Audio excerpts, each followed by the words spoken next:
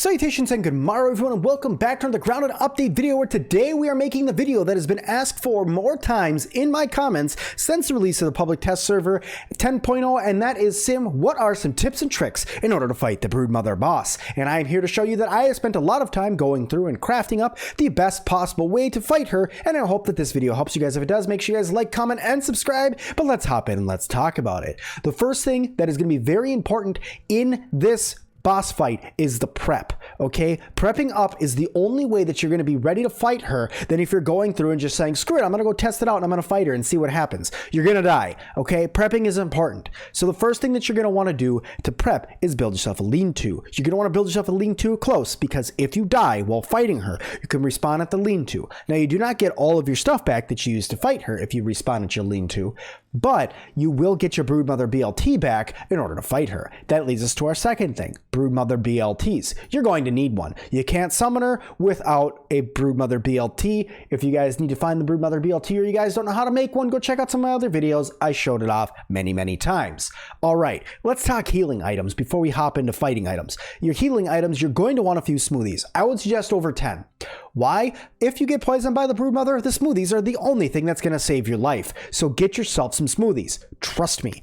I just have your standard question mark smoothies here, but a green machine or an attack smoothie, human food, all of those all will help. But some standard question mark smoothies will work, because all they're there to do is to heal you, to keep you from getting burned by the poison damage. Let's talk defense. Defense is going to be ladybug gear. Plain and simple, get ladybug gear. But Sim, what about spider gear? It helps you move. But Sim, what about the crow hat? It helps you with the arrow damage. Sim, what about the eye patch? It lets you do more damage on swing. No.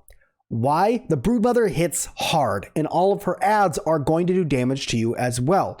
So, what do you need? Ladybug gear. More damage, better blocking. You're going to need ladybug gear. And then the Scarlet Embrace will be able to heal you over time as well. Important. No other gear besides the ladybug gear when you're fighting this boss, at least in my opinion.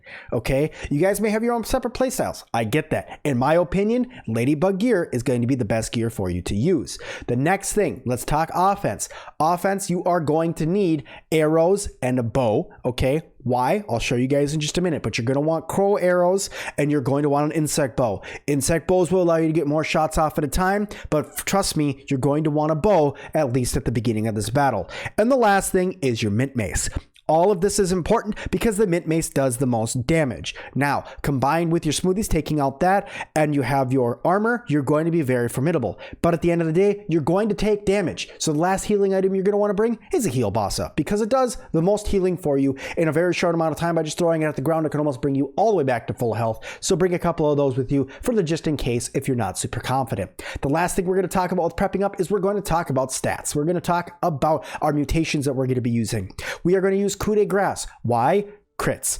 Always want to crit. Whenever you're fighting anything with a lot of health, crits help. So get yourself coup de grace perk and make it so you can do those crits. The second thing you're going to want is cardio fan. Why do you want cardio fan? You got to swing that big hammer a lot, right?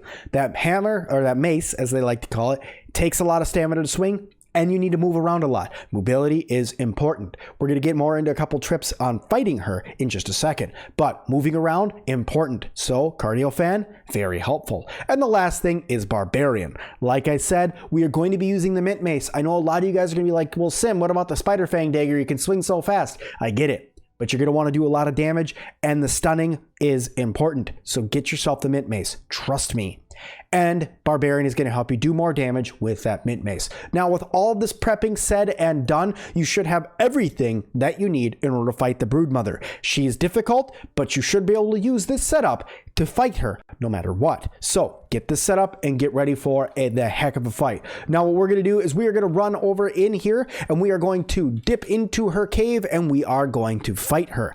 Now, like I said, one, make sure nothing is following you in here, because other ads are bad. She's going to summon her own ads, so make sure nothing follows you in here. Anything from mosquitoes to bees to spiderlings or anything like that, wipe it out before you get all the way in.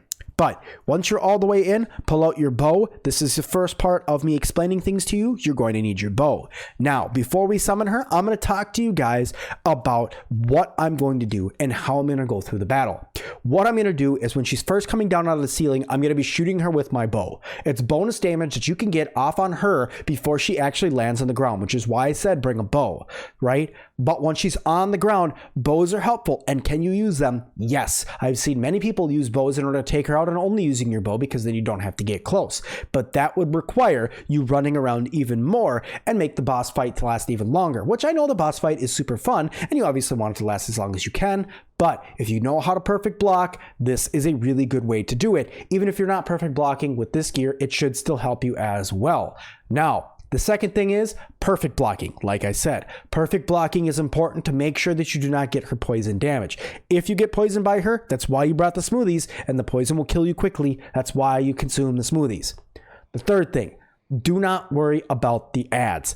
All the spiderlings and or Weaver Juniors that come down, ignore them. Just keep moving away from them. Ignore them.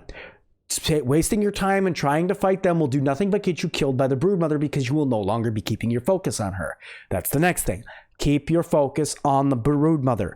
Do not look away from her because when she does a leap attack, she can damage you and poison you, which could get you killed. Okay? Do not take your focus off the Broodmother. You need to keep fighting her constantly. With all of these things, you guys should be able to see as I'm fighting through here that I should have no problem taking her out. Now, I am fighting her on easy again for you guys just for the sake of the video to show you guys that all these maneuvers do work. And I have tested them in hard. They do work there as well. Woe mode, I don't have a save that's high enough up to be able to fight her yet, but I'll be doing that very soon. But with these tips and tricks, you should be able to take her out without a problem. Let me show you guys now. So we'll go in and we're going to summon her up. And the first thing I'm going to do is I'm going to start shooting her with arrows because you need to get that bonus damage on her. Okay, get that bonus damage on her. When she gets on the ground and starts walking towards you, take out your mint mace and perfect block her. When she jumps up in the air, when she starts falling down, that's when you want to block. Okay, take out a couple of attacks. Back up, watch out, because that will do damage to you no matter what. And like I said, do not stop swinging at her. If you see the sheer amount of damage that I'm doing to her without needing to actually block and you keep moving around, ouch, now I got poisoned. This is why I said, watch out for that poison. See how much health that's taking away?